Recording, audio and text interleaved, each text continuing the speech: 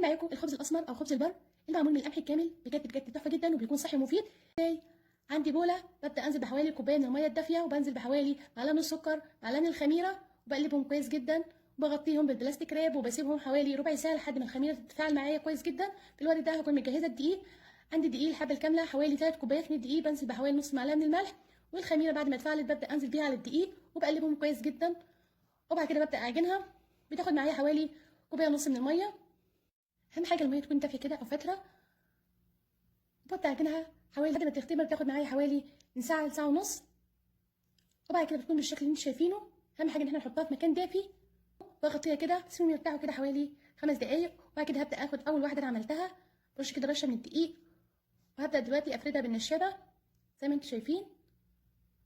بجد بجد تحفه جدا وما بياخدش وقت مننا خالص. ونكون عامليها عند طاسه على النار بتكون سخنه، ببدا انزل بالاول رغيف انا عملته